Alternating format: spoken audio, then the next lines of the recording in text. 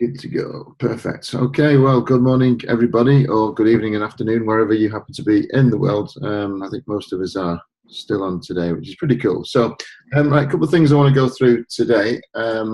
Just spent the whole morning on sort of calls and meetings with Matt and the team and so on. So I just want to start going through the feedback forms that we had from the events. So the first thing that is absolutely essential that we must all be doing all the time is making sure that at the end of every 3-day event, whether that's a Supercharge, Home Business Summit or whatever, we are getting the feedback forms done. So the feedback forms are now done online. I'm just trying to get this bloody thing working.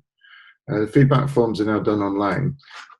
So there is a link which I believe everybody has.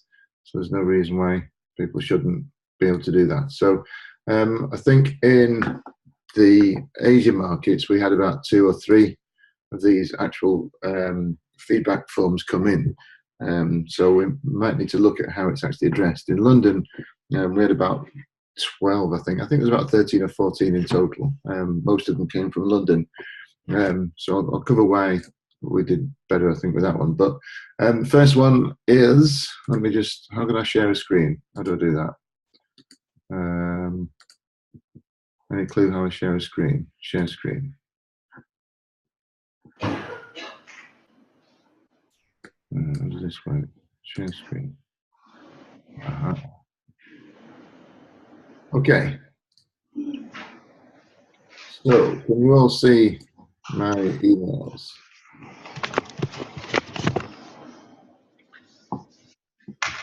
Yeah, so just give us a thumbs up if you can see my emails here. Yeah, perfect. Right, okay, so the first one that came in there were 13 in total. So I'm just going to go through these very quickly so we've got an idea. But first one was from India, 4 out of 5. Saw the value, freedom to work at on time. They bought the Silver Masterclass. Been a good experience, good results. So that was that one. So no clue. Chandrasekhar or something. Second one that came in was for the Home Business Summit. That's amazing. So anybody recognize the name? Kunal Kakar. So I don't know which event that's going to be at. That's India, Chris. Okay, that's cool. Yeah, there we go. Success coach, favorite success coach, Carl. Well done, Carl. Well done, Gerald, as well. He's addressing my questions, which is good. 3 big takeaways. High ticket works. How can I afford it? If the question I need to ask. And came to know a lot about internet marketing. That's good. Didn't move forward. Going to move forward in the next 2 to 3 weeks' time. So, Gerald, it's important you stay on top of this particular one. Is indicated on here. So, Kunal Kakar is indicated that he's going to be moving forward in the next 2 to 3 weeks' time. Carl, I'm assuming, is the success coach here. So, Carl, you need to just reach out to him, ideally today, and just say, acknowledge him for sending in the feedback form. You just say that you've heard that he's sending the feedback form, you appreciate it.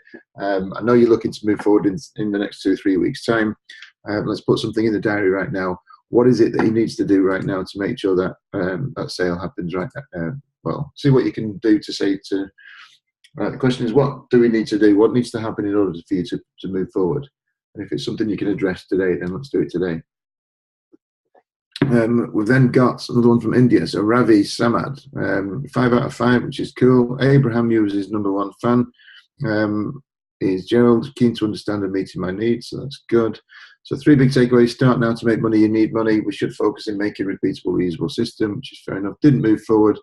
Reason being is finance is something he needs, and I guess he needs to figure it out. Thanks for your help, though. Okay.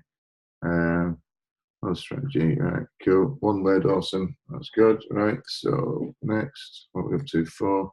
Jeffrey Allen.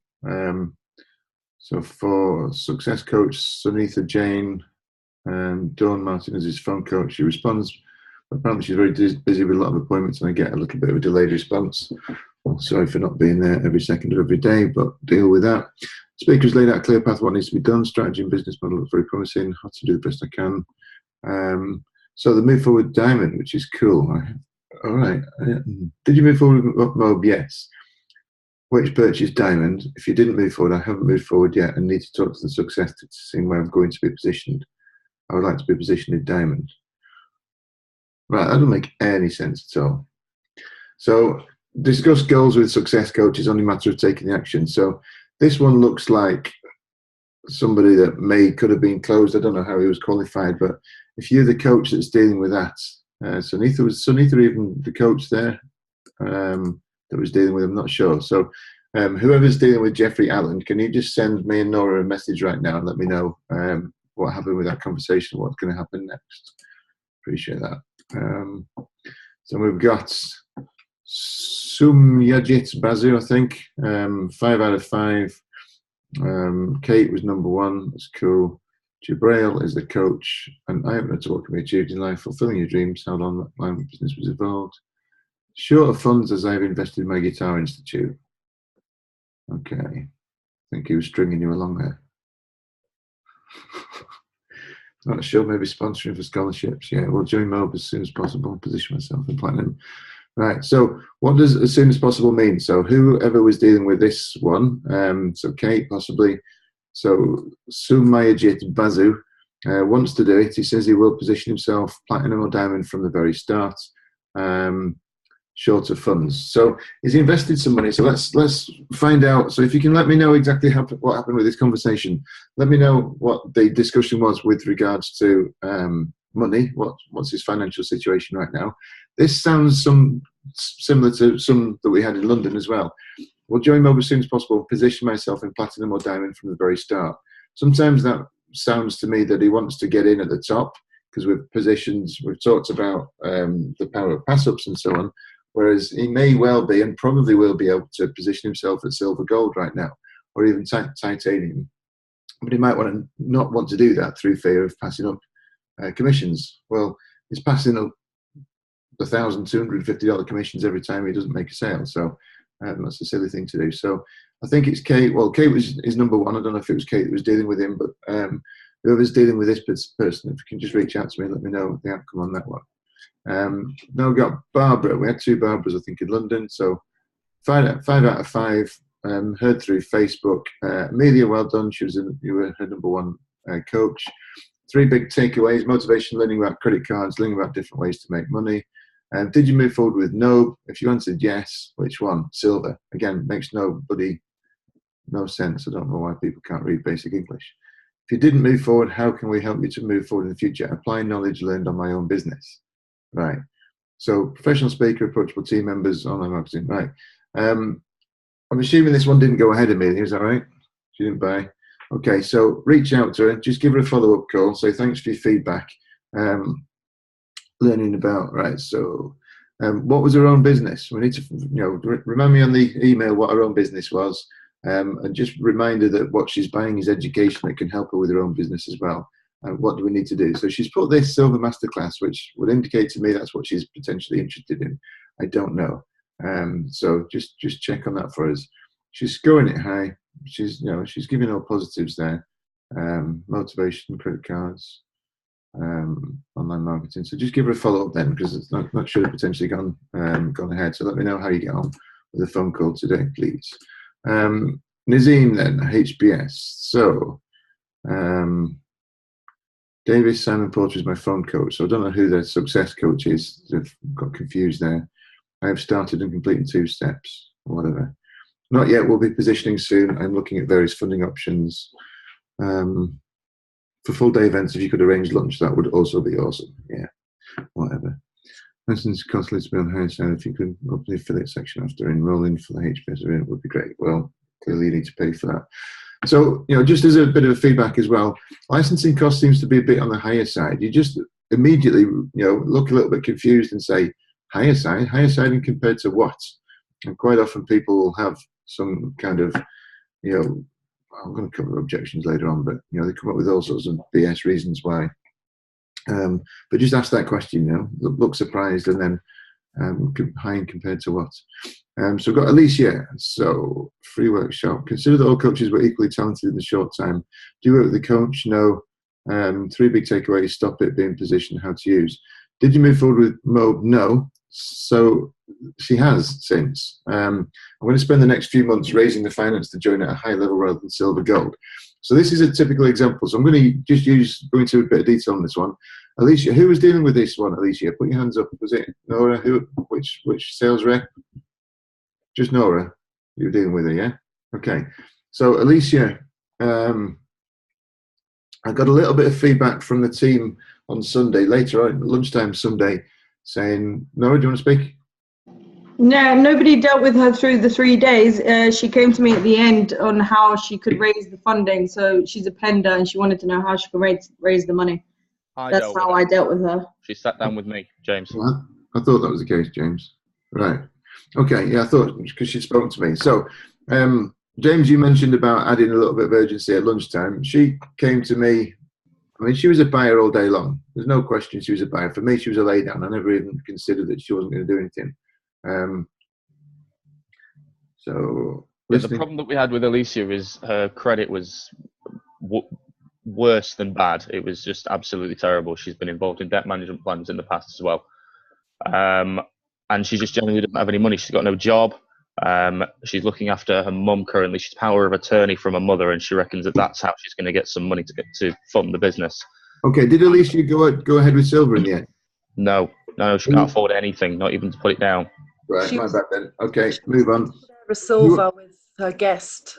So who was it that did silver right at the end?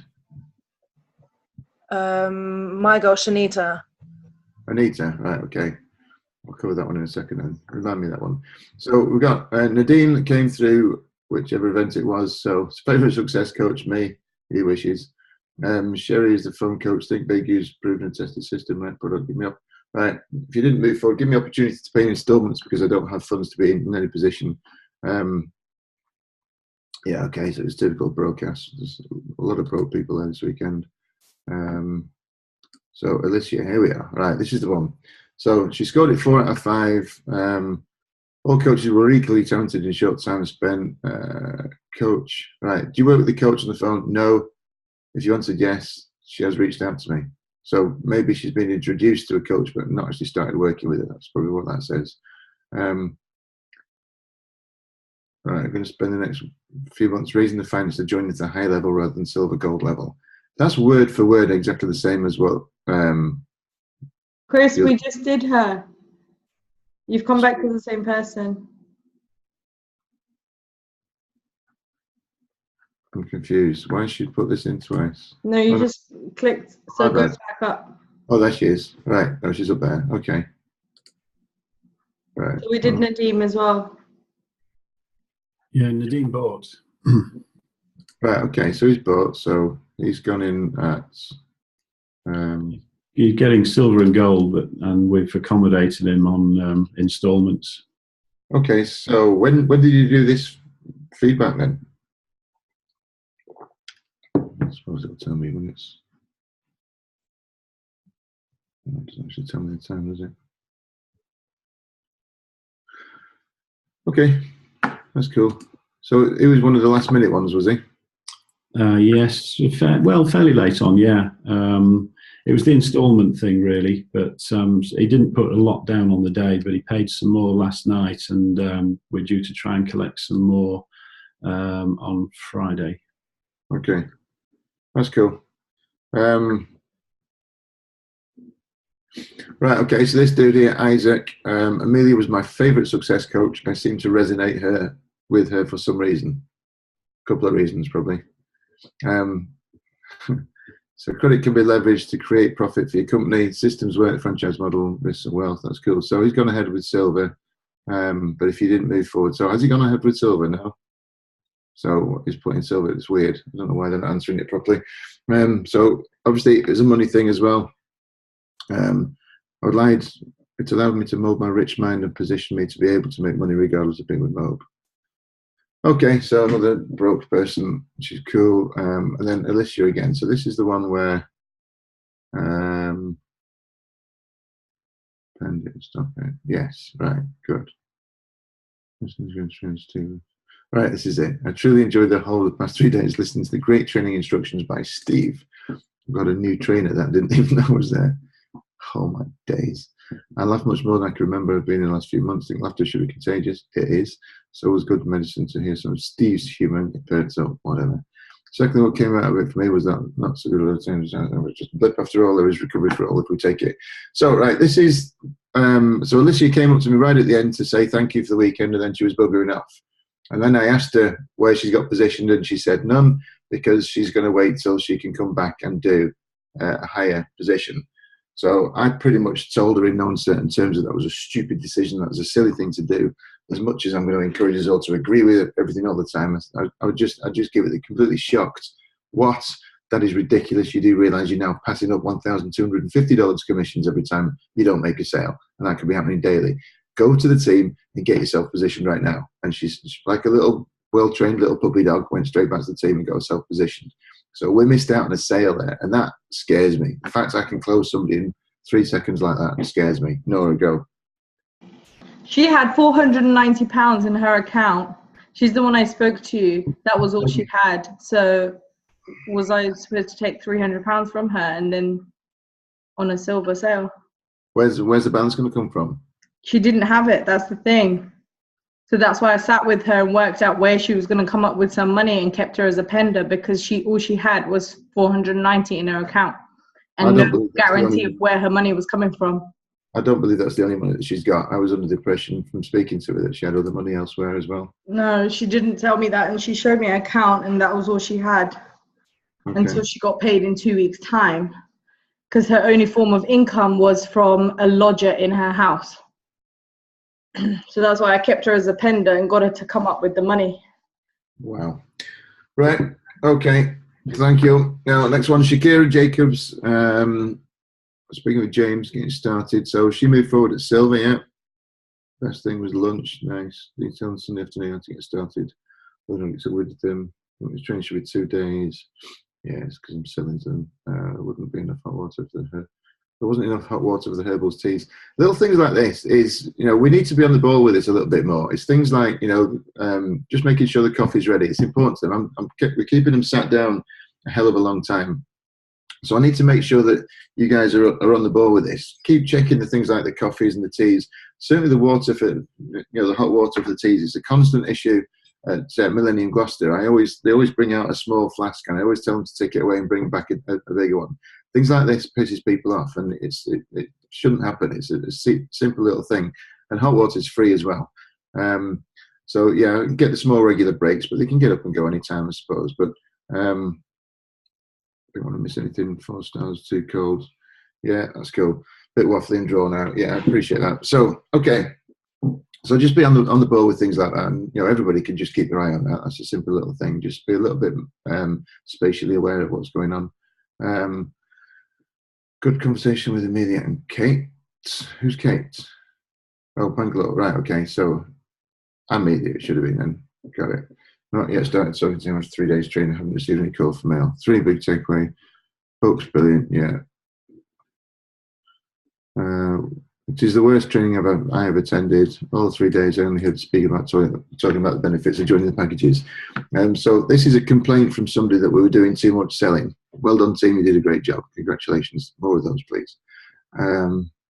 Yeah. Right. Yeah. Good. Okay. Perfect. Right.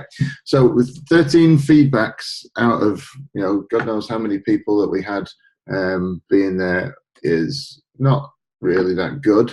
What can we do different, Nora? You're waving at me. I'm sure you said something. If you start getting all excited, I think you want to start talking to me. Okay. Right. So as far as the feedbacks, we've got a link now. We used to always give out a piece of paper for them to fill in, which pretty much most of them do. To give out a link is difficult for them to, or difficult for us to police whether they have or not. So I would suggest the way to do it is, rather than giving out a link, and just asking them to do it, is actually take a bit of time out, put a bit of music on in the background, and tell them to go to the links, physically go to the links on their phones there and then. Every single member of staff should be walking up and down, making sure they're doing this. And if they're not, getting onto them and do it. If they've got a problem with internet access or the phone's gone flat, get your laptops out, take your iPads, go and do whatever you need to do in order to get, make sure they do it, because the more feedback we get, the better. If you're sitting down with somebody towards the end of the day on Sunday as well, ask them if they've done it as well. If you've done a consultation with them, even during the course of, it doesn't have to wait till the end of Sunday. If they're happy at the end of the day, understand that Matt Lloyd reads every single one of these. I read every single one of these. So you're going to be judged a little bit based on these things coming through. And if your name is constantly showing up as somebody that's doing a great job, then it's going to get noticed, all right? So take the time out. If somebody's fallen in love with you over the weekend and they've just done a deal and they've moved forward, don't wait till the end of the day. Just sit them down, and just before you finish up, just get them to fill in some feedback there. Don't try and manipulate them into what they want to say, but just make it happen. Just because if you've got a strong person there, who's a raving fan who's bought, and they don't put feedback in, then we're missing out. Typically, if you go onto TripAdvisor and these review sites, typically the only people that give reviews are people who want to complain, because some people are only happy if they're complaining. You know what I'm talking about. So let's get some good feedbacks back there. Okay, good stuff. Right, what else am I talking about today? Nora, where's my agenda? Let's have a look. So a couple of things I want to go through. Right, so the training dates are now going to be the 25th to the 27th of October. Is everybody aware of that? Give me a thumbs up. It's just for the live events rather than the phone coaches, but yeah. Good. Okay.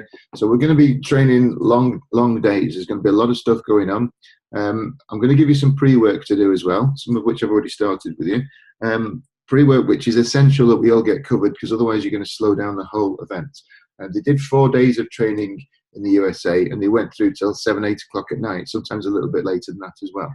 We'll have long days. It's going to be full on. The 3 days are going to be some of the longest days you've worked. So I need your full commitment. And if you're not going to be doing the pre-work, then we're going to be going through till midnight, 1 o'clock in the morning. And, I promise you, I'll make sure we get everything covered. You don't want to be staying too late, because you will be exhausted. And anybody that falls asleep, I will be getting them up to do role plays the second I see their eyes going. Okay, so you're going to have fun. Well, some people are going to have fun. Maybe some people will be crying. I don't know.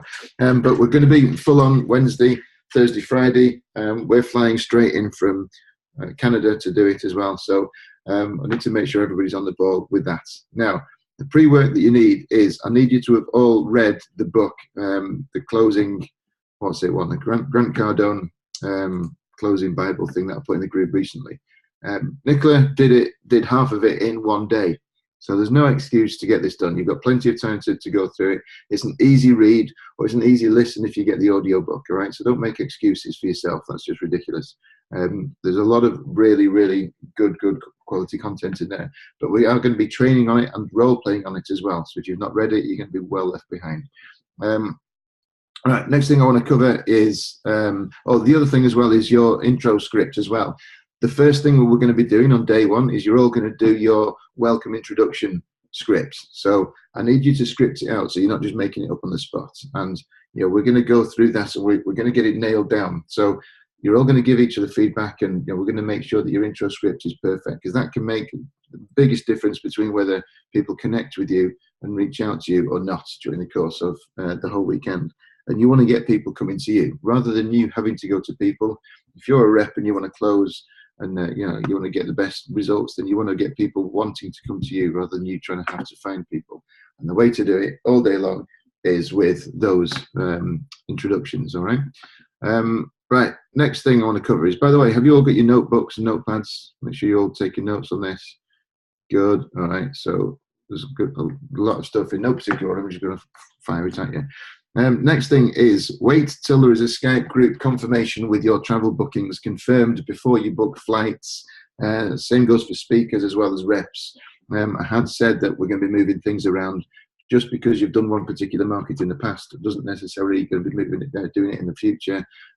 We are in the next few months, probably 4 to 6 months, going to be moving to set teams, hopefully, but that's based on results, and that's based on me having the chance to train everybody up. So I need to make sure everybody's trained, everybody's up to speed, everybody can work together. I'd like to get it so where we've got specific groups going out together. At the moment, in the short term, I want to get around all the markets. I want to get around all the staff. I want to work with everybody and do some one-on-one training with everybody as well. So, for example, Sydney that's coming up, I'll be doing Sydney, both the front end and the back end.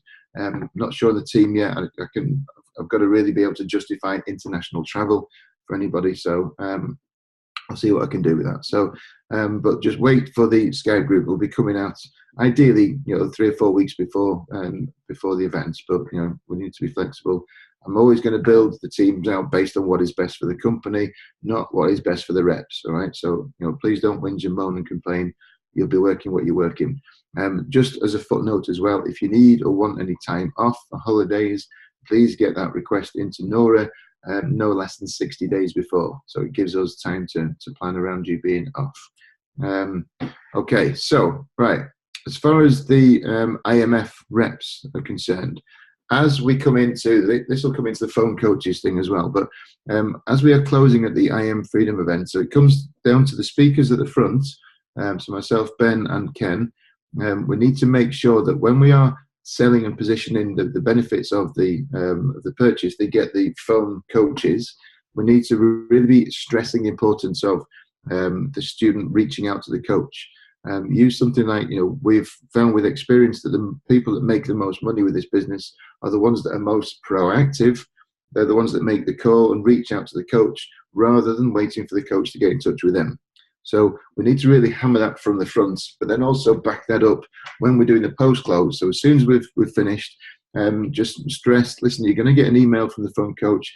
Make sure that you reach out to them. Don't wait for them to try and get in touch with you. You've got to reach out to them because, as soon as you get in touch with them, you can start the training and there's biggest benefits. And we're noticing that people that reach out to the reps are the phone coaches, are the ones that are most likely to be successful with this as well. So phone coaches, hopefully you should be getting more people reaching out to you. So if you can monitor that for me and just let me know how you get on and if there's anything we can do different to change that. So, right, big thing as well. We had a bit of an issue this weekend in London with using the wrong merchant accounts. Managers meeting we've been hammering home this is super, super important. One of the biggest challenges we've got in the mode business right now is, well, as an ongoing thing for the last 5 or 6 years, are the merchant accounts. Now, different merchant accounts enable us to have, different levels and different limits per week, per month, per day, and so on. So for some of them, we can only put silver and gold, for example, through one merchant account. If you process a payment higher than the silver gold amounts, then the merchant accounts get super, super nervous, and there's a very good chance that they could pull it as well. And also, if there's any refunds done, so for example, if anybody wants a refund, they submit a ticket to support. Support should then process that refund. If they don't, then students could go straight to the banks and get it clawed back that way. That's another way that we get merchant accounts closed down. So we need to make sure that if anybody requests a refund in 3 days, this isn't really our department, but if anybody requests a refund within the 3 days that they've rightly got, it should happen without question at all, because that's the kind of stuff that can get as undone as well. But as far as we're concerned, so all Home Business Summit ticket sales and silver and gold sales must go through NMI. Is that correct, Nora? Yeah. So if you're doing titanium, then the silver, you process the silver and gold through NMI, and the rest of it goes through the mastermind level. Is that correct, Nora? All right. Does everybody understand that? Right. What I want to do as a matter of course moving forward, I don't want any single person to process a sale when you're doing a consultation from start to finish on their own. All right. So whenever you're doing a sale, you should always be considering taking over that sale to somebody else, unless it's an absolute lay down, paid in full, diamonds, well positioned, credit card payment, done and dusted. Even then, you could still do it just to solidify the sale, just to get somebody else to come in and congratulate them, maybe. But every single time, you should be taking it over to a colleague and saying, right, okay, but the way that you do the takeover is important as well. So if you've had a particular conversation and they've given you an objection about whatever it is, paying in full, or they've got the money somewhere but they're not paying you, you need to introduce that client, that student, to the next rep and explain exactly what's happening, and then sit there and let the other rep go through the same rebuttal, I suppose. Because if you walk away, they might play that person off in exactly the same way that you did as well. The only time when you wouldn't stay through a takeover is if it could be counterproductive. And an example of that would be, and you probably find this in the Indian markets a lot, but if there's a female closer and the student is male and they're not respecting that female, and this is a culture thing that we find from time to time, then maybe you need to take that over to a male and then possibly walk away and leave them at that point, okay? So that does happen. That has been seen several times. But as far as processing the payment, what I want you to do, and I do this every single time that I've closed at the back of the room. As soon as I get to filling in the form, I'll go and involve the admin team, or I'll go and involve whoever else, just to double check it. So I'll fill in the form, I'll take it over to the admin team. Have I done this correctly? You know, just don't people are too proud to try and do everything themselves, and you know, it's silly, it's ridiculous. That's how these little mistakes are being made. Okay, so take the forms over, make sure that you're using the right merchant accounts, and just double check with the admin team at the back of the room. That's what they're there for, to help give you support and guidance and deal with the admin. All right, so please all make sure that, you know, for every single sale that you do, you're taking them to the back and checking, making sure you've got the right merchant accounts. Right, okay, so Manila team. So those of you that were on the team in Manila, the last two events, we've had an issue with a lot of the checks. So any checks that have been paid, what happens is you write a check out, you pay the check into the other bank account, whichever one it's going to go into. That bank then contacts the issuing bank and says, we've received a check, please release the money. The issuing bank is the bank in the Philippines, and in pretty much every case, they've not even responded to the bank's request to issue the money. So the banks, our banks, have got hold of these checks, and they've had them for up to sort of 30 days and more in some cases, and they have internal procedures that prevents them from keeping hold of them any longer than they've got. So they're going to have to be returning those checks back to us.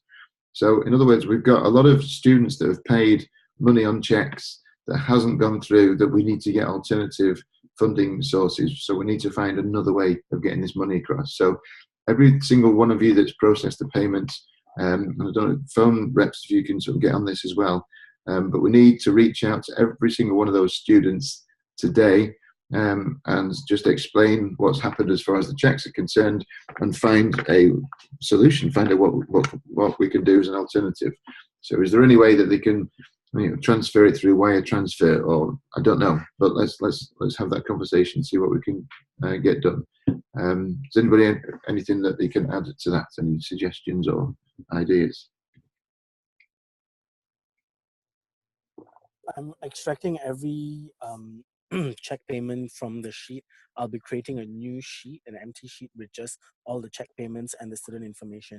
And then I'll share that with everyone else together with the success coach's name, so we can be responsible for our own checks and following up with our students, because we've built that relationship at the HBS. So I think it's a good touch that we follow up with them again and get them to, you know, wire it to us. Like I think Nick mentioned, Denki took her purchase order and just walked into the bank and they allowed the transfer, because there were some issues with wiring money out of Philippines as well. They wanted an invoice number and some reference and some letter of approval from us. But if it works with the purchase order, they all should have a copy of the purchase order as well, so they could try that, and then we'll wait for feedback from there to see if that's possible. Brilliant, thank you, Martin. Awesome. So when you all see the group popping up, then please make sure you get on that as a priority, because this is money that's it's easy money that, you know, we can't afford to let go. Okay, so make sure if you're on those events, then you do whatever it takes to go through those. Right, so we've got some collections from 2 or 3 events as well. So I want you to all send to me by close of play today your collection updates. This should be happening every Monday as a matter of course as well. So Nora, if you can just remember to send everybody a reminder, maybe Sunday night whilst you're submitting the numbers to Susan, and then literally by close of play Monday, I want everybody's collection reports and updates. I want to know that people are, you know, taking this seriously, because we've got so much money outstanding. It's okay to have a great event and show how many sales we've made, but if the money doesn't actually come in, then it's a load of rubbish. So, you know, Matt's coming down hard now on collection amounts. So I know, for example, in India this week, the actual percentage collection rate was mega low. The main reason for that is that the most that they could process, I think, on credit cards was $1,000 at a time. So I'm expecting to see a lot of collections on the follow-up from that one in particular. So just make sure that everything is taken care of, but I want to make sure that you've all got a list. So let me know by close of play today, ideally, but moving forward by close of play every single Monday. I want an outstanding or an update on all your outstanding collections, so I know that you're onto this thing as well and taking it seriously. Okay. Just want to mention to Carl, apparently you are the man. You're consistently collecting and picked up a diamond in the last week as well. So everybody give Carl a big up as well. Well done, Carl. Well done. It's the quietest round of applause you've ever had. Okay. So, right. Anything else? Okay, yeah. Now, when we're selling on a 3-day training, the priority is to focus on the mastermind levels, so the titanium, platinum, and diamond, and we're packaging them up as well. So understand that they're not individual products, and I'm trying to sort of change the presentation a little bit to show them in that way. So I did it a little bit this weekend and sort of broke it down. So there's package prices for those 3 levels. I don't really spend any time talking about silver, gold. Some can work both ways, because if you mention it and if you sell it too well, everybody wants to do silver, gold. And a weekend where everybody goes silver, gold is not a profitable weekend. However, I think we've lost this particular weekend. We had in London a particularly broke group, and we could have maybe got a lot more silver, gold sales, which at least gets people in the business. So understand that when you're closing at the back, when people do get silver and gold, and you can go into a bit of detail about this, they actually get the physical products. So the boxes, do you all know about this, by the way? Do you all know about the physical products that are posted out to them? No? Okay. So, Amelia, that was like an Indian yes, wasn't it? Okay. So, that's a no then. Right. So, the physical products then is, I'll find you an image from somewhere and post it in the group, or maybe Nora, I don't know if you've got that as well, but they actually get through the post a nice, really, really well designed box. And in the box, there's what box? In the box, there's a silver one and there's a gold one. So there's 2 separate packages, and they come with a training manual and DVDs or USB sticks, I think it is now. A few of the little bits and bobs in there, and it looks really, really nice. And people are really pleased when they get it. It's quite an exciting thing to receive through the post. So it really secures the sale, I think, a little bit when they can see. A lot of people struggle with this physical versus virtual business that we've got. I'd like to get hold of some actual physical copies of this. I don't know if we've got any in the offices in KL that we can pick up when we're over there, but we need to have, I think, 1 or 2 of those at every HBS event, so that we can physically show people, they can see the actual items, when we're actually doing the closing. So there's that. As far as the silver gold's concerned, so bear in mind as well, when you sell silver and gold, there's a silver level inner circle, but there's also a gold inner circle, which is slightly more expensive. Because they are getting gold for free, they need to, in order to get that gold, they need to pay for the gold inner circle as well. Okay, so on the subject of inner circle, we are going to be really, really hitting hard on this, because the bottom line is if the inner circle is not sold, you don't get paid commission on it. It's the bottom line. Okay, so it's not considered a sale. It's compulsory. They are to have it. Every student, if they're buying any package, any product at all, they will have to have inner circle. That is compulsory. Now, what is not compulsory is that they keep it. So what we would like is for them to pay in full for a year up front. So they pay a full annual inner circle fee. So if you were to sell, for example, a titanium package, and the full investment for that is whatever it is, 13,000, 14,000, including the inner circle. If they're only putting 7,000 or 8,000 down, then we credit the inner circle first, so that is paid in full, and then the silver gold first, and then the balance is towards the titanium. Does that make sense, everybody? Yes? So they're paying for the annual inner circle in full. Now, if they don't want to do that, if they really insist on not doing the inner circle payment, then they have to then take the 1-month trial. We must process the $19.95 payment onto the website, so that they are at least going to get that 1-month trial. So explain to them that what's going to happen is that they are going to get the first copy of the inner circle physical product delivered to them through their letterbox, and they can cancel at any time. So they can cancel within the first, they can cancel the following day if they want to, but tell them to wait until they've got the actual physical product and then make a decision. If they don't cancel within the first 30 days, then they will be billed, sorry, not 1995, is it? So if they don't cancel in the first 30 days, they will then be billed whatever the next monthly payment is. Okay, Jibrail, you wanted to say something? Yes, basically, yeah. Just a literal example to second what you were saying. I have a client who is in Bangalore, just at the HBS summit that just finished last Sunday. She literally she has a $1,000 credit limit on her credit card, but she wanted to go to silver. So what happened was that $512 was taken for the gold inner circle as a full payment, and the remaining, which was $488, was taken as a deposit or part payment for the silver. So even though obviously you might imagine that the silver is the much larger purchase, the actual inner circle is the more compulsory purchase. So it's literally seconding what Chris said, that the actual main part of that 1,000 was taken for that inner circle purchase, and then whatever was left was put towards a down payment, if you like, for the silver. So yeah, they did it in that way, just on a $1,000 credit limit. Perfect. Good. Thank you for that as well.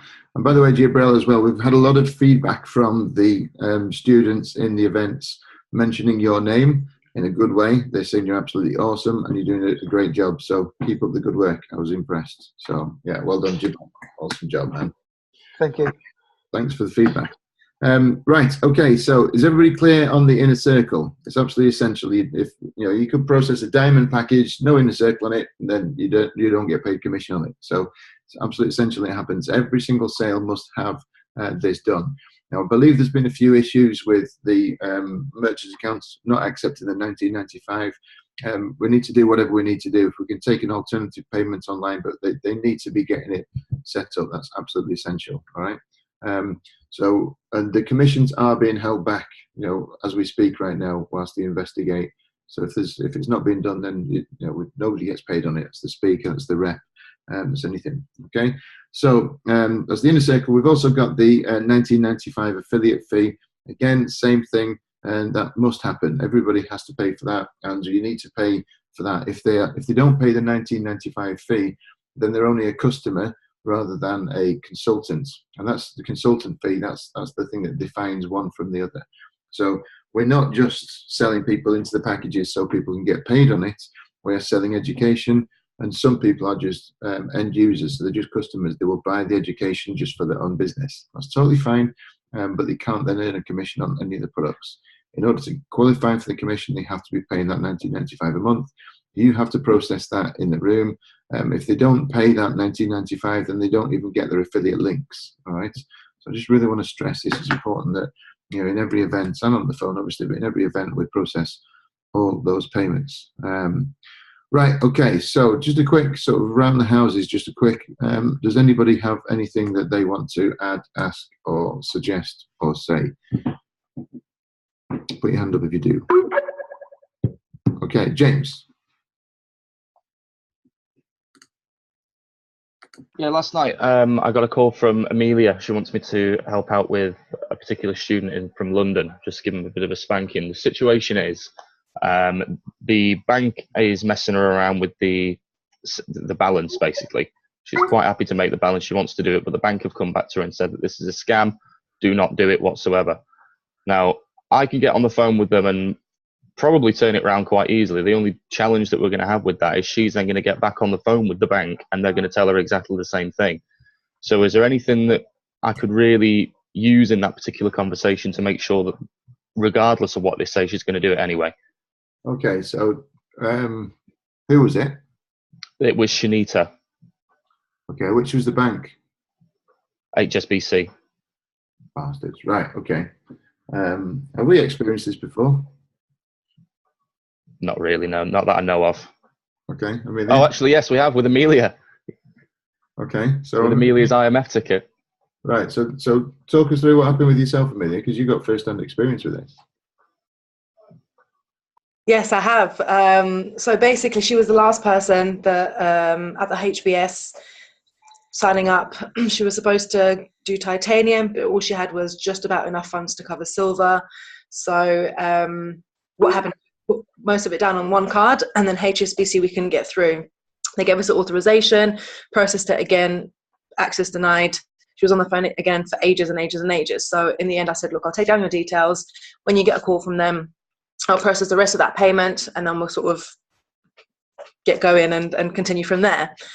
So she messaged me yesterday, she called me yesterday, and she said that basically HSBC has told her that there is, it's fraud, that it's a scam, that it wouldn't allow her to process for whatever reason. So I tried to overcome the objection. I explained to her the same situation happened to me.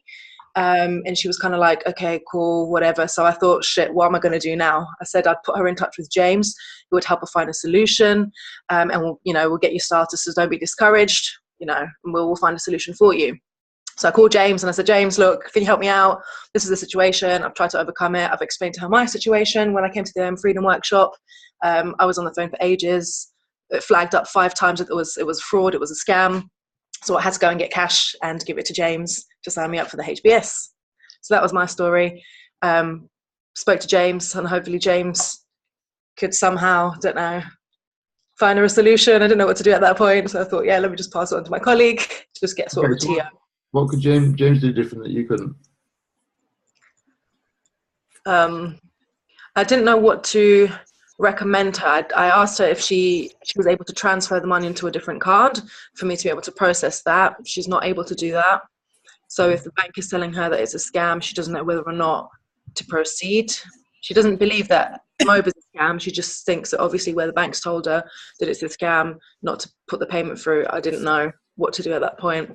The biggest scammers in the world are actually called banks. You do know that, don't you?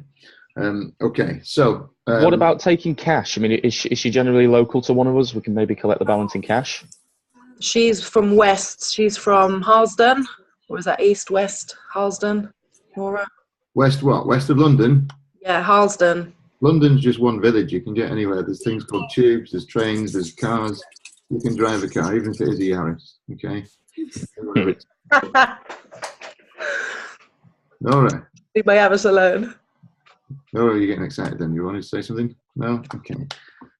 No, I was just going to say I'm in West, so if you need me to collect the money, I can go and collect the money. There we go. So let's just find a solution on things like this. Oh, hello. So just find a solution, whatever it happens to be. Now, I'll address this on the manager's call, maybe now with HSBC. Have we come across this before with anybody else other than Amelia as well? Is this an ongoing thing? Not like the scam as such, but we have had a lot of problems with the likes of HSBC before, even just processing small payments like IMF. So that could potentially be the reason behind it. Talk about HSBC specific, yeah? Yeah. Okay. Yeah. Martin, you've had some issues as well? We always go through that, especially with Visa in Asia. We get students who call the bank, and the bank tell them that Visa is not authorizing the transaction because we are not security verified. One thing that we always tell them in Asia is that because it's a US merchant, and so the bank will put a hold on it, you need to call your bank and approve it. If they call and insist with the bank will approve it, but the liability is on the student and not the bank. So if we are a scam, then the student will have to bear it. But most of the time, the student's willing to buy it. We just tell them that it's a US merchant because we're not a local-based account. We don't have a merchant locally.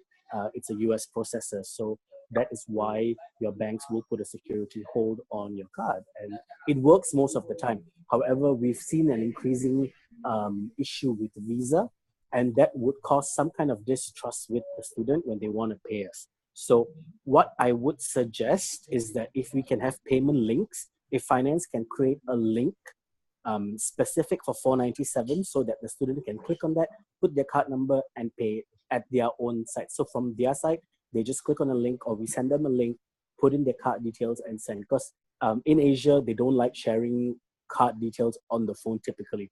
So when they find out that Visa says that we are not secure, and then we want to call them and take their card details, it sounds very dodgy. So if there's a way that finance can create a payment link, like when we buy things online, there's just a link for us to go and put our card number and pay. The amount is already there. So if they can create a link just for 497 and 297, we can use that and still collect the money. So the customers put in their card details and something. Okay, that's an interesting idea. Laura, can you just make a note of that and send it through to me, and we'll reach out to whoever. Who's the best person to ask? Would it be Gerald? Gilbert. Gilbert, sorry. Maybe Gilbert. Yeah, okay. Maybe reach out to him later.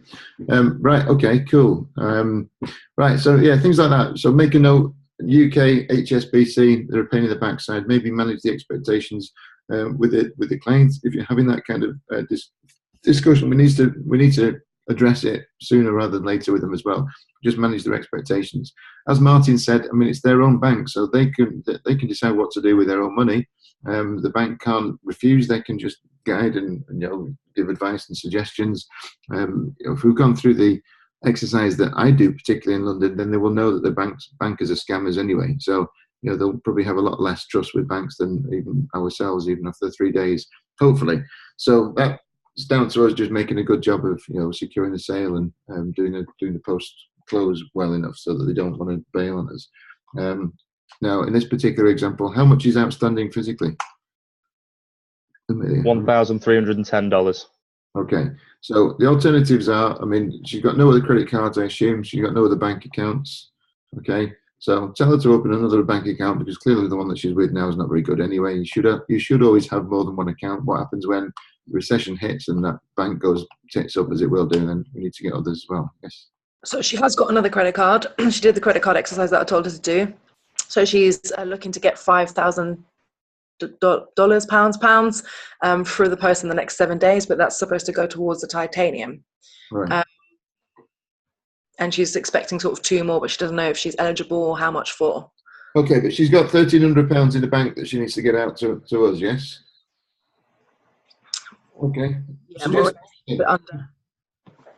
Cash is a good way. Just somebody get over and go pick it up. Okay. Do whatever it takes. Okay. Okay. So always do whatever it takes. Go over and above. If we need to drive for a day, listen. I've driven from Manchester to London to drop off the equipment and back home again for a HBS that I didn't think I was working. Literally about 14-hour days driving. Then the following day drove back down again because they realised it was a mistake, put me on it. Right. So I don't want any complaints about driving the other side of London, which is the same village. Okay. So just do whatever it takes. That's what we're looking for. All right. It is only a village. Right. Okay. Yeah, it is. Why is it with people in central London won't even go as far as Heathrow because they think it's a different bloody country? They think they need a passport only. Crazy. Right. Okay. So, anything else from anybody else? Oh, Gibral's just offered as well. He's in southwest London. So communicate with the team. Let's do whatever it takes. Thanks, Gibral. Anybody else? Talk to me. No. Cool. So, Nicola, you look like, are you at work? You're working, you're multitasking, loving your style. Okay, careful you don't get fired. Nicola, have you found anybody that you want to work with yet? Any potential teammates? No. Okay. No. What are the dates for Sydney, IMF, and HBS? The start of November. Got them in my diary. I won't be able to get into it on the train. All right, don't worry. So what I'm intending to do is I'm going to be running some adverts locally, and I'm going to be hopefully lining up some interviews. So if you know anybody that would be interested, then make a note between that time. So I'm going to do the IMF. I'm probably going to stay over there and then use that time to go and find some staff and do some recruiting and whatever. Then I'll do that and come back. So if you know anybody, let's get that lined up whilst we're over there, okay? Yeah, cool. Okay. I'll hunt around. Cool. And the same goes for anybody else. If you've got any contacts on Facebook and social media, then just put a post out that you're looking for people. I've actually got my branding videos all been done now as well. So I've got one of those is a recruiting video. So I'm going to send that out on an advert as well. So hopefully that'll bring us some peeps. The idea being is I want to be doing back-to-back events. So in America, they've just taken on an extra team. So they're going to have, I don't know whether up to 5 or 6 teams now. So we're going to be doing the same thing over here. So I want Ben to be leading a team and myself leading a team. I want Ken to be doing whatever he's doing over in Asia, and then ideally another speaker. So in the meantime, so myself and Ken will be taking it in turns to speak over in Australia. But I want to build a team out there so that we can all do sort of back-to-back events. Matt is really clamping down on any international travel as well. So unless it's absolutely essential. So there will be a little bit of it going on for us, but ultimately what we want to do is get around as many events as we possibly can, just be as productive as we possibly can. If we're traveling to Australia, it's a couple of days out, total travel time, which could be spent just going to back-to-back events and making even more money. So I'm going to be covering the whole of the UK and Europe. We've got Amsterdam. We're just coming up with the hotels right now. I'm looking at Germany potentially as well. So I'm going to be really, really stepping up the events. So as we come towards the end of this year as well now, you may find additional challenges coming up where I used to be in financial services, and in December, people always used to tell me, my colleagues used to tell me that December was the quietest month and it was the hardest month because you're going to go and try and sell expensive products to people and they're going to use the excuse that it's Christmas. So I just saw that as a challenge, and I thought, well, if all my colleagues are going to give up on this, then I'm going to go in and sweep it up. And I had some of my best ever months in December, let me tell you. So I don't accept that. That's something that poor mindset people will use as an excuse. So as we come up to Christmas, you're going to have that, I need to save up for this, that, and the other. But you need to be overcoming that as an objection. We'll cover that on the training anyway. But just be aware of it as we're going into the rest of this year. Now, because of logistical reasons as well, we're not going to be having as many events between now and the end of the month as we will in the first quarter anyway. But as soon as we hit the ground running in January moving forward, my plan is to be busy with back-to-back events then. So I'm just going to nail that if we can. So Nora, we need to get together this week and sort out the schedule a little bit, make sure we've got that tightened up a little bit. So 1 or 2 changes and tweaks with that. Right, okay, so is there anything else I need to be mentioning, Nora, that I've missed? Can I just add, I haven't got everybody's book of the month for October yet. Okay. Cool. I'm going to be introducing these key KPIs, key performance indicators at the training as well.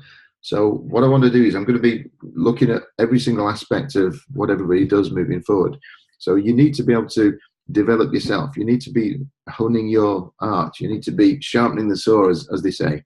So there's certain books that, there are essential reads. Limitless, you should have all read. Rich Dad, Poor Dad, Think and Grow Rich, the standards. The Closing Bible by Grant Cardone is the one for between now and the training. So every month, we should be ideally aiming to read a book a week. And there's no reason why you can't do it with audiobooks. Even if you're just on the train, if you're in a car, just listen to the audiobooks. On a plane, those of you that are traveling around, certainly, there's plenty of time to be doing it. So always be reading, always be using any downtime as a chance to read up on things. I've got a series of books that are this sort of thick right now, and I'm reading To Learn to Fly, which I'm covering, as well as listening to and reading all the business development ones as well. So you can take on board as much information as you could possibly imagine. You've just got to make that decision. Ben's the perfect example of this. Ben's absorbing so much information. He's helped me out in many ways of different ways of taking stuff on. So there's this app that uses Blinkist, and just get the right audio books, read stuff, listen to stuff, and just keep moving it forward. So once you've got this knowledge in your mind, you can then share that knowledge with everybody else as well. So I'm going to be possibly, if we've got time, getting each of you to do a bit of a mini presentation on your favorite book, so we can all have, in the space of a couple of hours, a high-level understanding of the main points of all the books. You can the summaries, by the way, that you're putting in. Those of you that have put your summaries into the groups are like 10 times better than I was expecting. They're absolutely brilliant, and I appreciate the time you're taking to put that out. I read every one of those, and would everybody agree that it's a useful resource for you to just read the summary that other people are putting on there? Yes, yeah. So resounding yes. It's going to make such a big difference, just taking on board these basic sales skills. A lot of the objections or a lot of challenges that I'm seeing in the room come from just a lack of knowledge that some people have got, and that can always come up. Yes, Martin, I'll do that, no problem. Okay, so posturing then, this is the big thing I've found maybe was lacking a little bit in most people's knowledge, and it's something we're going to have to hit hard. But it's important that we've got control of the situation with the students right from the start. The qualification process. So in London, in particular in London this weekend, which by the way, London was probably one of the worst events we've ever had. I think we had what was about mid 25 people in the room. We actually had an increase of people, okay, from Friday to Saturday. It went up by about 18%, I think. So it's quite a big increase in percentage terms of people turning up. The problem with that is that the people that turned up were a little bit negative because they'd missed out on all the mindset stuff that I'd covered on the Friday, and they didn't help the situation, I don't think, at all. We also found out, well, I don't know when you guys found out, but I found out after the event, whilst having a debrief, that there was somebody who was not only negative, but also sharing a private Facebook group around the room that everybody was a member of. That kind of stuff will kill an event stone dead. We need to be more on the ball with that. We need to be identifying this kind of stuff. Maybe, I don't know if I need to say anything more from the front. Maybe hit that towards the end of the first day, and gauge the reaction of people, and see if we can get to the bottom of it that way. Certainly when you're having your one-to-one consultations and you guys are reaching out to the students in the breaks, this is the kind of intel that can come out as well. And just, if you're getting the same kind of feedback from people, the same kind of answers, or same kind of objections from people which we don't normally get, then that's a common sign that they're sharing this kind of information. Also, once we, because what we do, we close the doors on the Friday, so we completely kick them out of the room so that we can all sit in the room and have a bit of a debrief and find out where we're up to with all the students. That's got a positive and a negative to it, because the positive is we can sit down without the students being there and talk about them and find out who's in the room and so on and so forth. But also there's nobody policing what they're doing outside. Now ideally they've all gone off for some food, and I think as long as we can keep that initial, because I know we had a few people hanging around for the first 10-15 minutes of that as well. So it meant that when we did open the doors again, it was at least an hour or so had gone, about 55 minutes had gone before we let them back in again. The problem with that gives them a lot of time to start networking and getting together. So I think we need to police this a little bit more. So it's important to always have the water and the coffee inside the room so they're not going out of the room, so we can police it that way. It's important to get round them in all the breaks, which I think we do very well most of the time. I think that first lunch break, we should have got control of the students a little bit more, emptied the room quicker, so everybody needs to be on the ball with that. Let's get them out of the room nice and quick. Granted, I need to finish sooner as well. I think I went on a little bit. I was having, I think the problem I did this weekend personally was giving them too much training, because one or two people were sort of feeding back that they weren't learning anything, and I was trying to overcome one or two objections. They were also the ones that would have potentially gone diamond. In the end, they ended up doing nothing. So they had control of that really, that whole weekend. This private group that got around pretty much killed us, I think. So we need to police that. We need to be on the ball with that much stronger. So and addressing things like, just because other people have got a negative opinion, don't let that steal your thunder and your belief systems. So as far as that's concerned, let's just be a little bit more on the ball, a little bit more aware, a little bit more reading the audience, and making sure you're sat at the side. It did quite a good job. We've got the seat at the side of the audience where at least one rep was sat all the time, and that kept moving around, and that's good to see. That means you're watching the audience, and you should be able to identify things like this as well. So you're my eyes and ears whilst I'm doing the training. Identify the negative people. If we had to just pull them to one side and just say, listen, I notice you don't seem to be as excited as everybody else. What do you think to the weekend so far? This could be done on the first day, and they might say all sorts of things like, "Well, this load of rubbish is not what I was expecting," and let's get to the bottom of that and find out where the mindset's at. Because if they're going to be a bad apple, that's going to affect the whole room. Let's just give them a refund and send them home. Let's just send them on the way, just so that they're not going to be in there to affect everybody else, rather than. As salespeople, sometimes we're always trying to overcome objections. Some things are not overcomable, and if it's somebody that's going to be a bad apple, then let's just get rid. Let's be on the ball with that. Much better than we have been recently. We did a brilliant job of that. Somebody spotted somebody at the O2, the Intercontinental O2. I think it was James that picked him out and sent them on the way. That was an IMF. He was drawing diagrams and he was learning how to rip off the presentation rather than there to learn. Noticed that on his notes and used that as a reason to kick him out. So, well done, James. But let's spot stuff like this at the HBS all day long. Okay, so posturing is about following the scripts. Has everybody got live events people? Have you all got a copy of the scripts? Russell scripts, have you all got that? All right. Right. So I'm going to go into a lot of detail on that on the training as well. That's going to be the main focus of the 3 days. So I want you to make sure you've read it and you've understood it. I want you to bring a copy of the scripts with you. I want you to highlight the keywords. Nora. I have spare copies that I can bring. Okay, perfect. Well, we're going to have, they're going to be there. We've got the training manuals and stuff. They've been ordered, I think, haven't they? Yeah. So everything's going to be there. But I want you to have your own copies of your scripts, and I want you to highlight the key words. What I'm not looking for you to do is to copy the script word for word. I'm not looking for you to be robots or like call center type people, but I'm looking for you to understand the psychology behind it and know which are the main words and key phrases to say.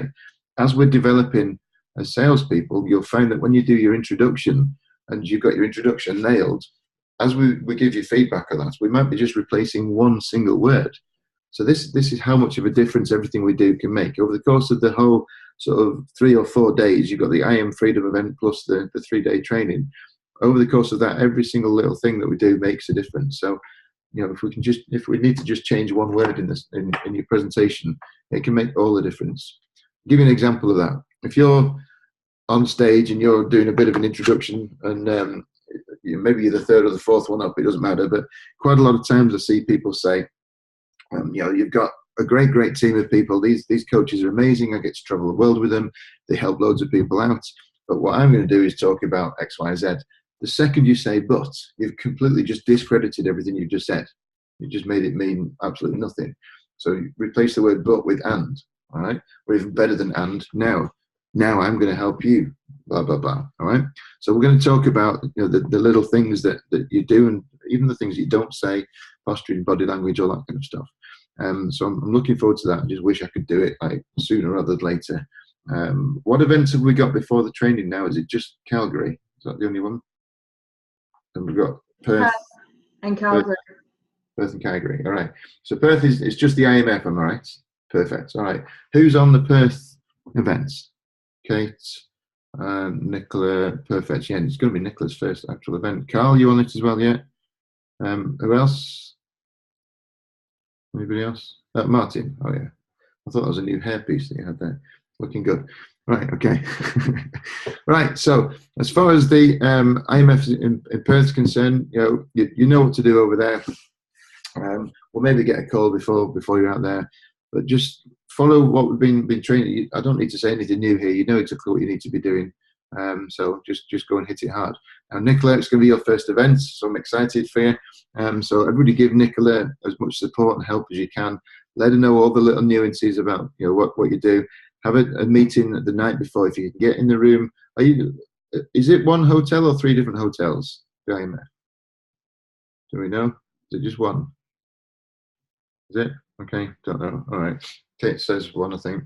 So if it's one, then it's going to be better for training. All right. Ideally, we want to have 3 different locations because then that just broadens the whole catchment area. So we can go from one hotel to the next. So Martin's telling me it's just one hotel. Right, that's going to be brilliant. So you're going to be set up, ideally, the nights that you get there. So as soon as you're all there, what I would like you to do is all get together, get a bite to eat, have a bit of downtime or whatever. But I want you to be training and training and training and training all week, all right? You are, from the second that you land at the hotel to about a month after you finish, you're working that event. That makes sense. So it's not just a 2-hour slot and you go off and put your feet up and do your own thing and then come back and do another 2-hour presentation. It's a constant full-on from start to finish event. So I want you to be training each other. I want you to be role-playing and going through the closing scenarios that you've all got. You've all got your closing rebuttal guide that we've been coming up with, haven't you? Give us a thumbs up. Everybody should have the list of closing things that you've got. I want you to practice those. Every single rep needs to practice each one of those in front of each other. And if you're the best at this, then it might not necessarily be for you to learn, but for you to teach other people by example. All right. So everybody needs to do this and give each other honest feedback. So when you're not doing the role play, when you're just sat back listening to the conversation, I want you to take your notes. I want a whole page of notes on, you know, what went well, what didn't go so well, what words can be used, what words can be replaced, what's the energy level like, what's the eye contact like, what's the body language, what's the physical posturing like, what's the posturing as far as the scripts like, and pick up on each of these little things. Nobody's going to be perfect, but nobody's going to grow if honest feedback isn't given. So we've got a philosophy of open and brutal honesty between each other. And I want that to me, and I want that to each other. And, you know, you'll certainly get that from me. But I want you to really, really grow and be the best that you can be. There's a long way for us all to go to be perfect. And, you know, we'll never be there, but we can get so much better by training and regularly giving honest feedback, and, you know, just keep practicing your skills. This isn't something that you can just learn once and then just expect it to work. In a lot of cases over in the American markets, we've found that the first session out of the 6 sessions is always the worst one, because people are asleep. They're just not on the ball. They're just not ready for it. So you need to make sure you're energized. So if you can all, whether you have breakfast or not is up to you guys, but I want you all in the room on day 1 at like 9 o'clock, really, really early. And the reason that you're in there for 9 o'clock is I want you to do a full sound check. That's using the microphone at the correct level, making sure it sounds well. So it's not echoing, it's not rattling the glasses about, and it's, you know, it sounds clear and concise, because that can make a big difference. I'm a big stickler for that. If I'm in an audience and the sound is bad, if it's giving any kind of feedback or resonating or anything, or it's just muffled, then it really frustrates me, and it makes me really, really struggle to stay focused on the presentation. So make sure the front of the room is set up. Make sure the banners are tidy and straight, and, you know, everything is bang on and it looks good. There's no crumbs on the floor. So you're in there in plenty of time to make sure it's looking good. But then the rest of the time, I want you practicing and role playing and just going through the scenario of rushing to the back table. Okay, so make sure the shoot is set up in the way that we train. That the closing table at the back needs to be as long as it possibly can be in the room, and then set up the contracts so there's 4 or 5 contracts together on the part of the table that's furthest away from the door, and then there's a gap, and then the next 5 contracts will be the next section down the table, and so on. So when we do the first close, the first 5 people will go to the end of the table where the first 5 contracts are, and the strongest closer needs to be behind the table, and they're coming back at the first close to spend money. So it's hold the hand out, congratulations, how are you paying today? That's it, get straight into the close.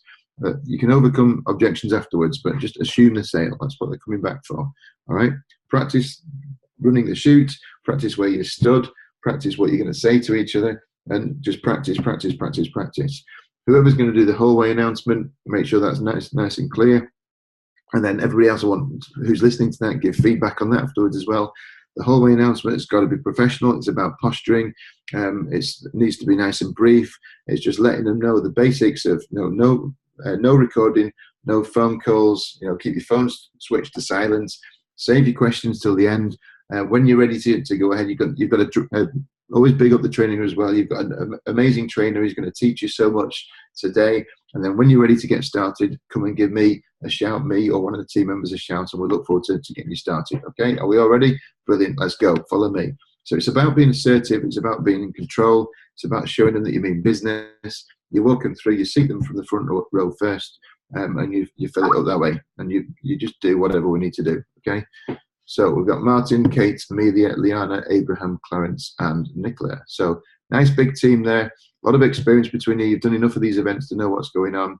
Make sure that all your admin is set up. So Martin is managing it. Who's going to be heading up the admin? So it'll be Liana in this case, I think. So Liana's going to be on the ball with admin. Make sure all the paperwork is lined up and ready to go. So there's no running around looking for anything. What I want you to do as well is think about this. If you've got in the shoot area, you've got the whole table, okay? So the whole closing table will be made up of 4 or 5 tables. So you've got table 1, furthest away from the door, table 2, table 3, and table 4, right? So under table 1, you'll have 5 contracts on top of it, and then a gap, and then on top of table 2, 5 contracts on top of it, and so on. Underneath that table, you put a pile of spare contracts ready to go, and you put a pile of laptop cases with the free materials to give out. So that when the first 5 people come to the back table and you close 3 of them, you can easily go underneath and lift up the 3 laptops to give to people and close the 3 contracts. So it's always busy there. Does that make sense to everybody? Yes. Cool. Amelia? So the laptop bag should be under the table, sort of per each closer. But do you still want a few on display, or just to ban them completely, get rid of them? You can put some on display just so there's a bit of a focal point. So just put like a nice little display at the back with some laptop cases and some books around it, but just make it into a display that you don't touch. All right, so actually bring the bags on. So just put a box of bags under each table. You know, it's dead simple. You don't have to take them out. You don't have to make a display out of them. Just pick a box up off the trolley, shove it under the table. It's an efficient system, all right? And then when you make a sale, take a bag out of the box and give it to your clients. Why you have to walk to the back and trip over each other and make it complicated is beyond, I just don't understand it, okay? Have a little pile of contracts all drawn up and ready to go, okay? So it's all done. Registration cards, every single person that's on an AMF should have a laptop with you. As soon as the event's finished, every single person get on the laptop and start entering registration cards. So we've got the information as quickly as we possibly can after each session. As soon as the session's finished, the best way to train, or the best time to train, is after that first, well, after every single session. So as soon as the last person's left the room, I'd have a look at your food options and ideally get food in. Bring sandwiches or get some kind of... Nicola, you're unmuted. Sorry. It's all right, no problem. Don't noise you then. Okay, so get food from outside if you can, all right, so that everybody's in the room. You can then do follow-up phone calls, so any penders, you can follow up with them. If anybody says that they've got the credit card at home, ask them where do they live? How far is that? How long is it going to take you to get home? If it's half an hour or an hour, you can make that call to them in an hour and take the credit card details off them, whatever you need to do. But here's the thing. I want you all training after every event and going through your sales, what went well. So let's just have a big up on the sales that you've made, just so people can recognize that. But then every single one of you will have people that have come to the back and didn't buy. Now understand, if somebody comes to the back table, they've come to the back table because they want to buy. If they don't buy, it's because you talk them out of it, all right?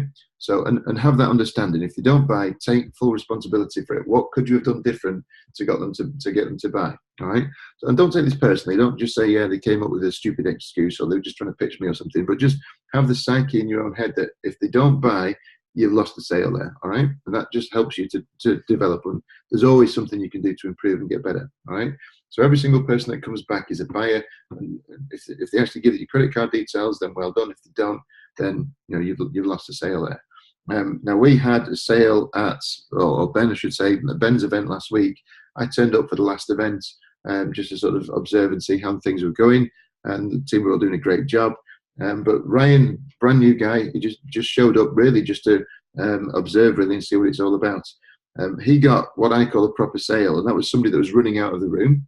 So there was somebody that was looking to escape. He chased him out of the room, brought him back in, and closed the deal. All right. So it just goes to show that that not everybody is a laydown. Sales still need to be made. All right. So we need to be aware of all this kind of stuff. You can always get one more each. You can always bump up those numbers a little bit. So the speaker will do. If the speaker's getting people to the back table, they've done their job. All right. There's very little else that they can do. If people are coming to the back table, they've done their job. It's now your job to convert them into a buyer. Okay. So as they're coming back, that's a lead, that's a sale. But if you don't get, you've lost. All right. So let's train afterwards. Find out what you did well. So I want a bit of recognition. I want to know about the ones that have gone from a zero to a sale. I'm not interested in the probably 12-15% of your buyers will be just laydowns. People that are coming back that just need a question answering about the dates or the location. But I want to know about the sales that you made. And every one of you should get at least one or two people that were super negative, but then turned it around. And just let me know. I just want to know some feedback on that, okay? But I want you guys to be training on this. Now, the best way that we found, and Ben, you remember this, we did this in London. Have any of you got any way of recording audio digitally called a mobile phone? Yeah, you've all got a mobile phone, right? So you've all got the equipment you need. On your mobile phone, you'll find that there's a notes taking or a voice recording facility on there as well. Just as the first close happens, set it to record and put it in your inside suit jacket pocket or on the table near you, all right? It will pick up the conversation and it will record the conversation. Now, I don't necessarily want to hear this myself, but I want you to go through it yourself afterwards. Now, if you get a particular example where, and this isn't for criticism, this is always for training. It's the only reason for it. So if you get a particular client that comes to the back and they didn't buy for whatever reason, but that you know that they could have bought, then this is the perfect example to train on. So you get the recording out and you play it back and let the team listen to it. Yes, it's a bit cringy. Yes, it's difficult to listen to yourself, but do it, because that's the most uncomfortable thing will give you the biggest results. Listen to that conversation, find out what was said. Everybody give feedback as to what could have been done differently, and reach out to me. As you know, I'll train you. I've got an answer for every single objection I've ever heard. Okay, so I want you to all come up with different objection handling responses for what would have been what you would have said in that situation. But reach out to me if you can't come up with an answer. Come to me, say, right, student said this, we couldn't close him. What would you have done different, Chris? And I'll give you a few ideas as to how I could have potentially dealt with it. I'm not saying I would have closed it necessarily, but the more information that you've got, the more ideas and the more rebuttals you've got, the more ways you can overcome things. Okay, so if you can all commit to doing that, I know you're all going to say that you've forgotten, yeah, whatever, okay? Just make sure you record the conversation and use it as feedback. That's it, it's not always got whatever, that's not what we say. All right, so make sure you're recording the conversation and use it as training when you're doing your feedback. But it's the strongest way to close. Ben, we did this, didn't we? What would you say? Awesome, isn't it? Good job, man. Right, okay, so everybody do that. Train, and then train some more, right? It's the, you know, if you want to be the best of the best, you've got to like train and study like nobody else, okay? So this is what I'm looking for. So as the event gets set up, just make sure everybody knows their position, right? So Martin, your manager, so make sure everybody knows where they're standing, what the responsibilities are.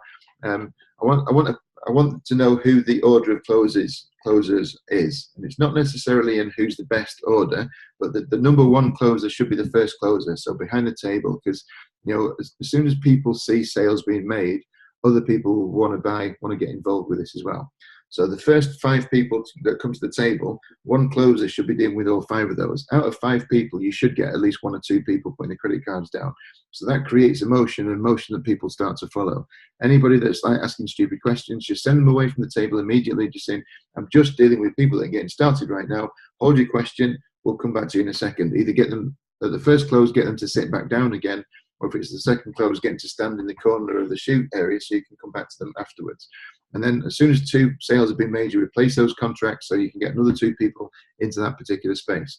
Then you send the next 5 people to the next closer. So as soon as the 5th or the 6th person comes to the table, that second closer should bring them to the table and then go around the back to start closing them as the next people coming in.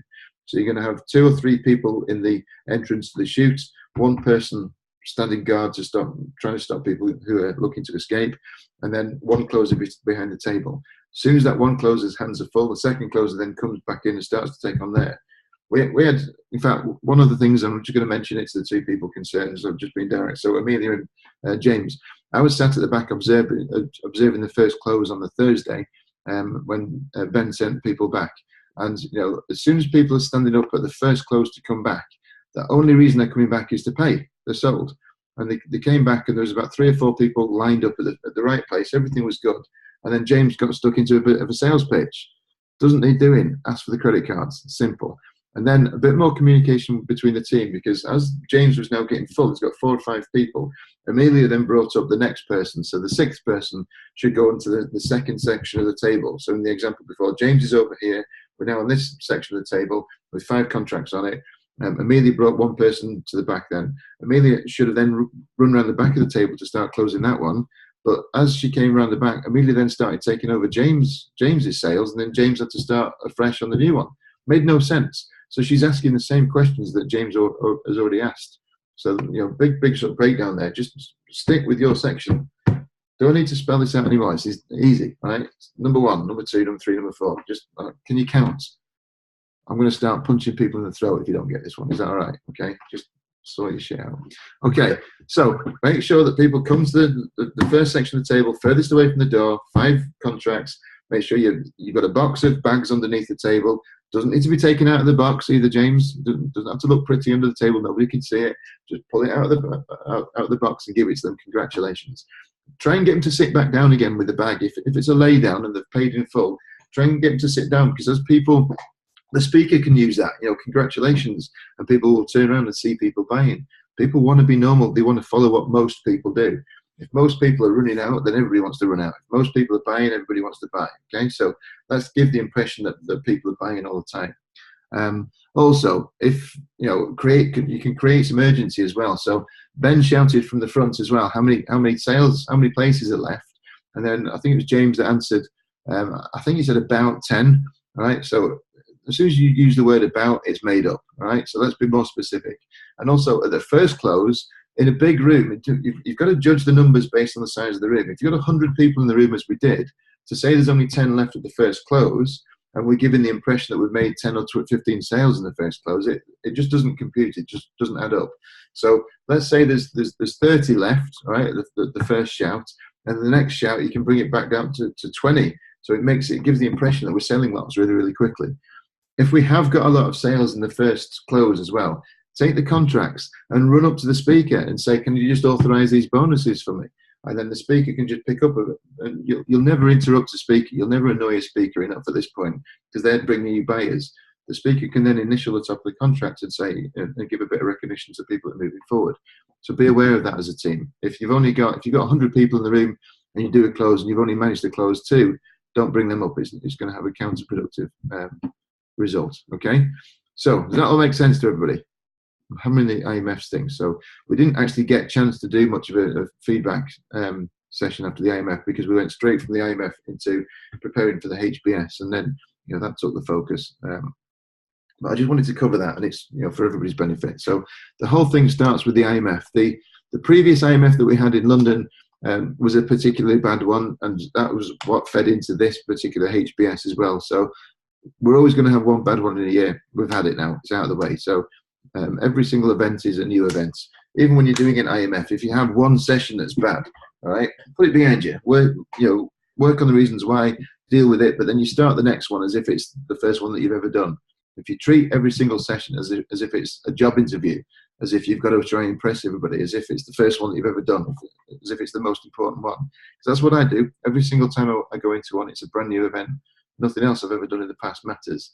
The last event I ever did was a record breaker, was the best one we ever had. Nobody cares about that anymore. This is the one that we're bothered about. Okay.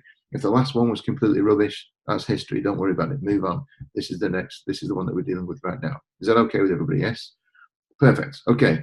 So we've got the training coming up. So I don't want to hit too much right now, but focus the time that we've got between now and the training on, getting your knowledge up with Grant Cardone's book. I want everybody to be an absolute master of that. All right. You need to read as many as you can as well. Amelia's got something she wants to share with me right now. Amelia, you want to share something? What's your notes? You just show your notes then. No. No? Okay.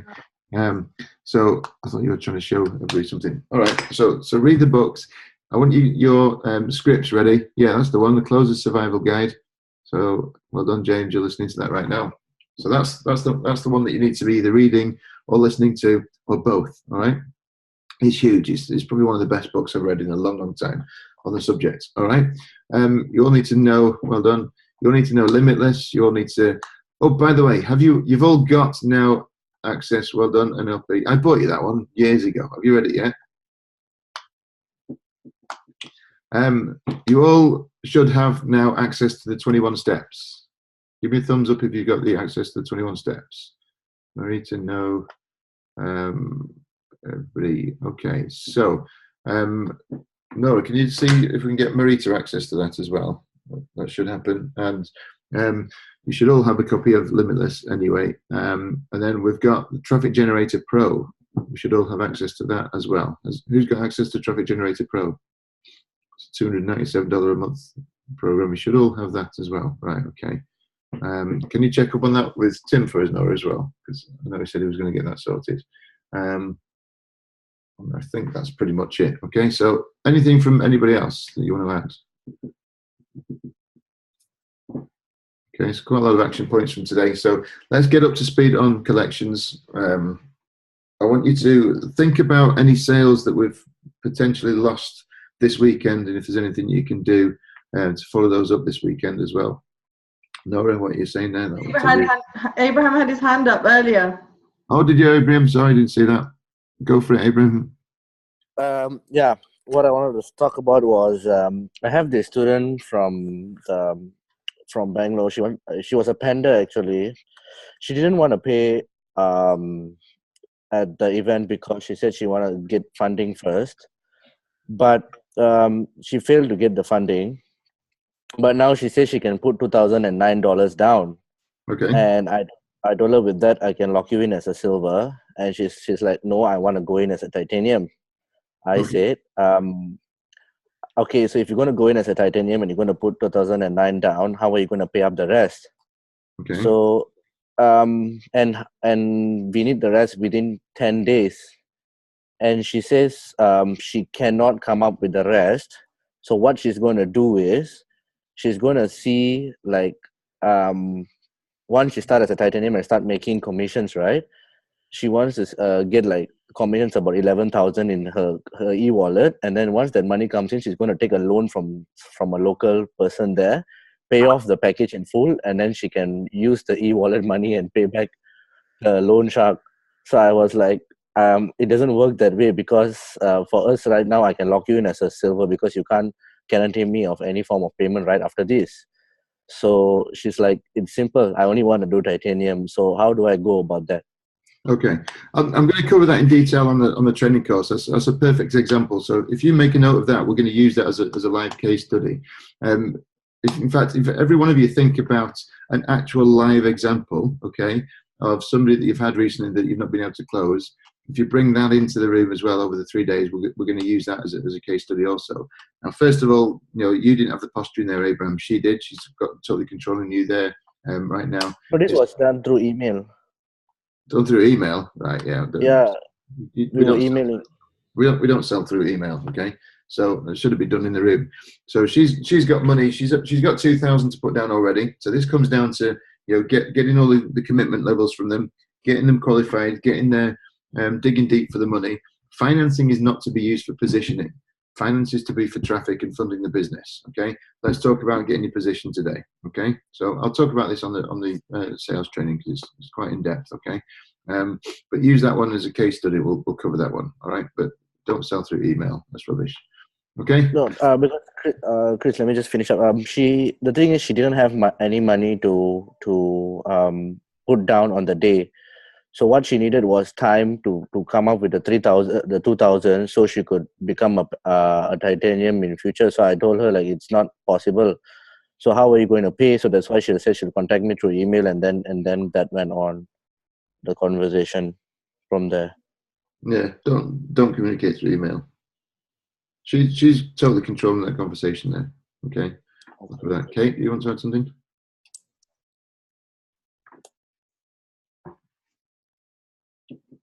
Okay, I have a similar case from Bangalore actually. The guy can take a loan for $13,000 and he's actually refusing of going titanium. All he wants is to do diamond. I've been trying once I was in Bangalore Saturday and Sunday to drop him to titanium because that's all he can do with the loan. He doesn't have any money right now. No, and because he's counting actually the payments that the commission is going to lose from the diamond down. And I told him, like, okay, you are losing everything instead of making something out of titanium commissions, nothing. And I want to ask Jibrail, because he's on the 21 steps with him. Maybe there is another way, another voice to convince him to take the loan to go titanium, because I spoke with him yesterday, I spoke with him on Monday, and today again. Okay, so again, perfect example of something I want to train on the weekend as well. So this is about coming up with a personalized plan. So from stage, we'll talk about the packages, right? We'll talk about the cost of pass-ups, and that's why people are coming up with this kind of example. So you need to find out, first of all, what personality type was he, do you know? He's very greedy. He's greedy, okay. So he's motivated by greed, which is good, okay, so we can use that. So do me a favor, just put all this together for the training, okay? We're going to use that one. So Abraham and Kate, perfect. They're perfect examples of something that we can train on, okay? And I'll show you exactly how to get through that as well. In the meantime, what we do as well is maybe Jibrail reach out to him as well, but come up with a personalized plan and break it down this way. So first of all, if you were to get positioned at diamond now and you made 5 sales, these are the commissions you're going to make. All right, you can't do that. The best you can do is what you say in titanium, yeah.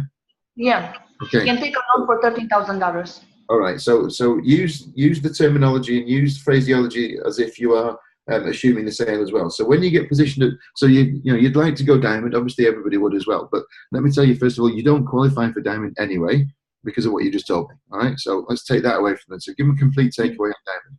That's never going to be an option for you. So the best you can do today is platinum. However, you can't stretch that. That's a financial challenge for you right now. What you need, what is the right thing for you is when you get positioned at titanium today, so just assume the sale, it's not a question, it's a statement. You then write down everything you say you should write down. It's in the, you'll read this when you're reading Grant Cardone. Everything you say you write down and you draw diagrams to demonstrate. This is your personalized plan. This is what we're going to do. So you're going to borrow the money. This is where the money's going to come from. This is how much it's going to cost on a monthly basis, blah, blah, blah, blah, blah. These are how many sales we're going to make. And then you break down the exact amount of commissions they're going to be making. And then you let him know at what point you're going to be upgrading him to platinum, okay?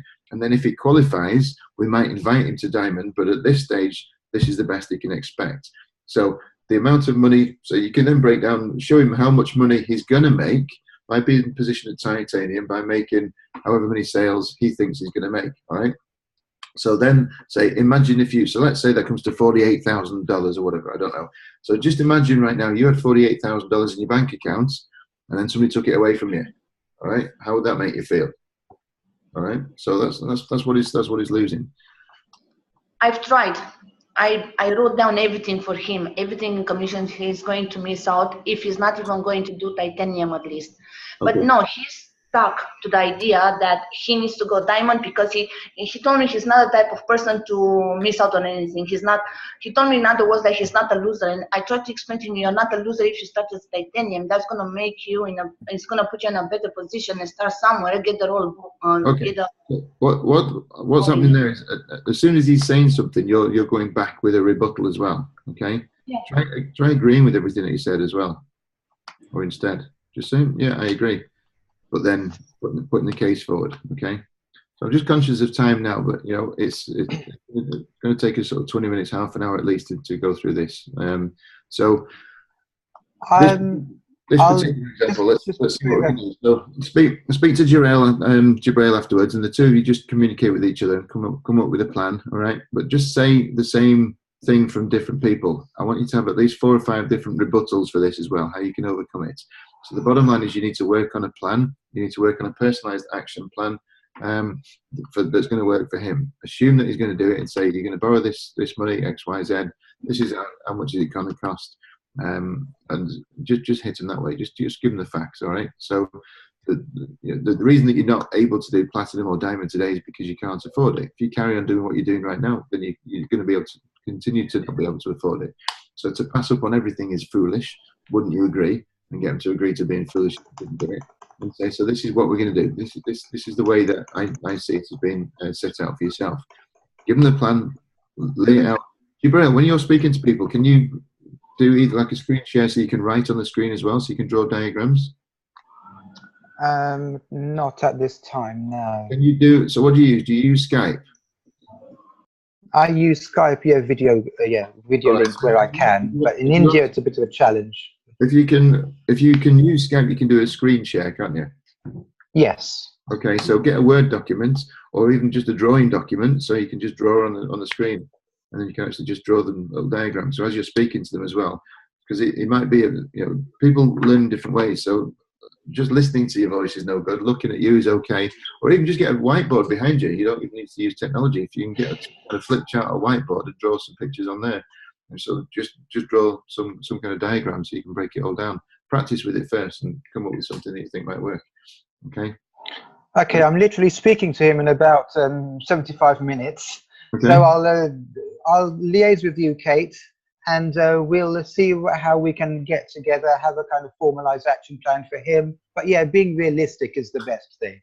Yeah, just do it. I mean, you've got to be in the business, otherwise you're not going to make any money at all. Yeah. Right? Stop being just tell them to not be stupid. So, right, cool. Anything else from anybody else? For me, he's going out for a jog, going for a swim. She's going breakdancing. Aeroplane, flights. Okay, whatever. Right. Okay, so if there's anything else from anybody else, then send me a message. As always, I'm always here for you. If you've got any questions or issues or challenges, just reach out to me. Ben, just finally as well, anything you want to add? I know you've been quiet down in the corner there.